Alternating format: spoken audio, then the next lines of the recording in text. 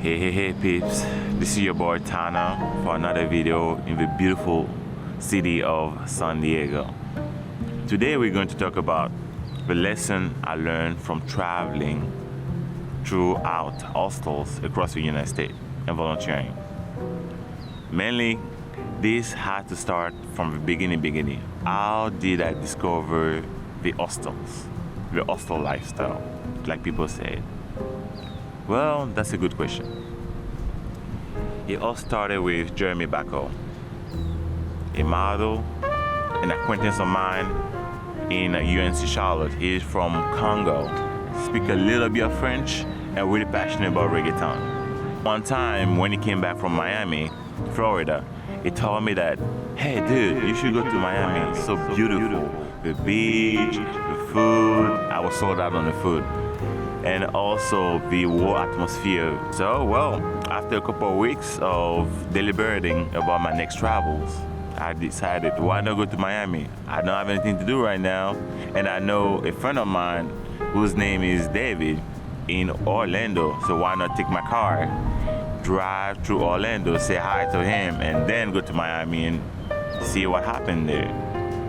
The main thing about that whole decision process was that I know where I was going, but I didn't figure out the whole logistics. I could pay for my gas, I could pay for my, what's the name of it? My food, but I didn't know where to stay. I literally booked the place to stay 2 hours before I arrived in Miami, which is something I would tell people, do not do it, because depending on wherever you go to, you might just leave your car. So, lesson learned. That's the first lesson. You see? Already starting with one lesson. After that, I book bunk bed in Beds and Drinks. They have activities they do every day. They have pub crawl, parties, karaoke. Wow. A couple of years later, talking about it. So this kind of covered the first part of how did I discover hostels. I was looking for a cheap spot to stay, but also close to the beach so I could get to enjoy. And also I didn't know about the all social aspect and activities because Jeremy Backwell told me it's cheap. There's other things that come with it. Just go there, figure it out for yourself. And I did. Sip your sucker,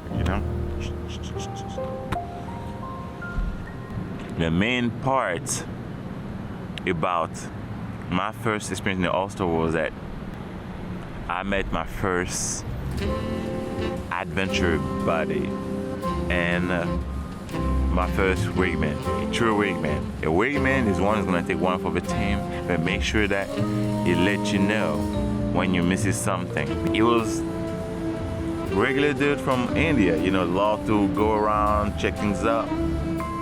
He was like, hey, what you doing today? I said, I'm about to go to Little Haiti just to see what kind of food they have there. You want to come? Because I heard they have some pretty cool, good Asian food and Jamaican because that's for Caribbeans. And I said, yeah, why not? We went there, ordered some food. I mean, we almost got lost. Almost got lost. We had to use the GPS to go one place to another. I have an American number. He didn't have it. So we had to work on that one part. But we made it work. Why? Because hey, that's what we do, we figured out ways. So we found the place, we went to eat. When we were waiting for the food and talking to each other, I realized that the restaurant has the cockroaches, which it might sound bad, but I remember in Africa we had that one saying, if you have cockroaches in your house, it means that you have some pretty good natural food. So I gave them a pass, the food was pretty good. Do I remember what I had? I found a tilapia or a captain with some kind of yuca and some type of spicy sauce.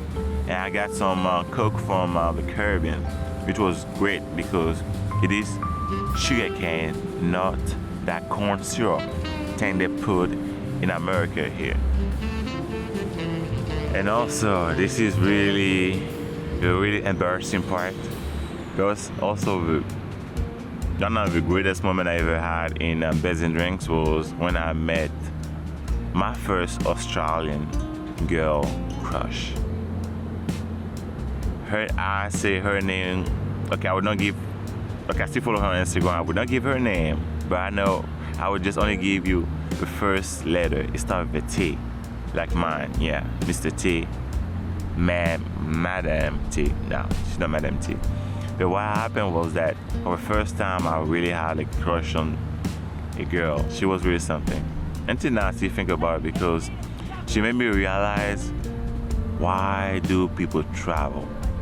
Why do people want to be exposed to other things beside their own culture? Which was a great feeling I haven't had in a long time. There was a dormant passion in me for traveling, which was the main reason I came into America. I came for, study, learn English, and bring some of that knowledge I have back home. But the main thing for me was to find a way to travel and getting paid for it. And Beds and Drinks was literally that high opening experience. There's this out there. This is a different world. Who knew that this was out there? From like me to you right now, think about it. The first time you discover something, for example, a sport. You started a sport, didn't know what you were getting into it, you started liking it. This was here all along. You just had to make the first step to get into the door of this new world. And that was it for me. That's how I learned it. So next, we're gonna talk about the people I've met through my travels. Yeah, the real interesting people and the lesson I learned from them too. So, I know it might not make sense, but what I was trying to say was that, man, we had a good time. You know those moments when you meet someone, you hang out, you talk, you discover more about themselves, how amazing they are, what kind of things they do in their life, and how do they do what they do, and why do they do it.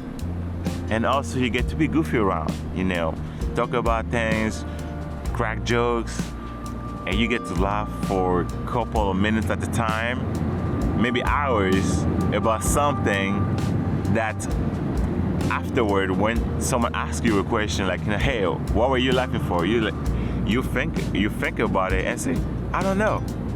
It's just having a good time.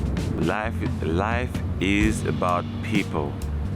You have to go out there and find them. Some people will come for 1 minute, an hour, a month, or a year, or a decade in your life.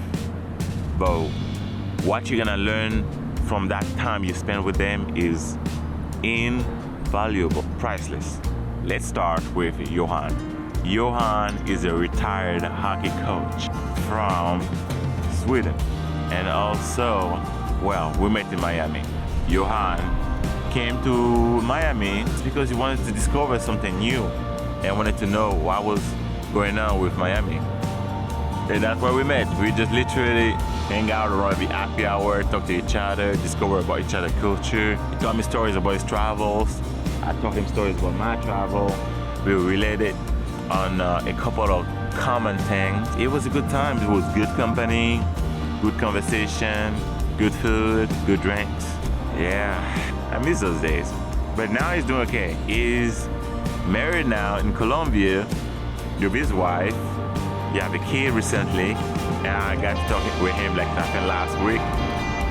Nevertheless, what I learned from Johan was humility and joy. He was a regular dude that literally was interested in learning from people, traveling, learning about different cultures, and open his horizon. So hey, Johan, wherever you are, love you, man. Well, the other person that came to mind was Francesco. Francesco was born in Italy. He speaks French and was working in Switzerland and London. He could speak English, Spanish, Italian, French. 4 languages. He had that energy about him, that joy of life. And he loved, he loved his salsa dance too. So we just literally connected that up. I was like, dude, salsa is something, unless you try it out, you will never know if you like it or not. You might catch a salsa fever, you might hate it for your whole life, but just trying out, figure it out for yourself is the best thing you could do. And also, there's my brother from another mother. You know who you are? Luciano from Argentina. He's a hairstylist, also a photographer. Met at Beds and Drinks.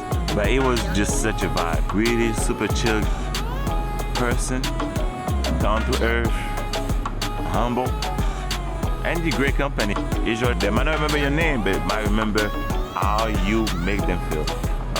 With Luciano, I learned the importance of perseverance and tolerance. Luciano, Samuel was from Liberia, the west coast of Africa, man. Shout out to all my West African, we out there, and I'm doing that American thing. Yes, man, I'm chilling, you know what I'm saying, and everything. But when I switch in French, I will be like, tu sais, souvent, la vérité est la plus difficile chose à dire.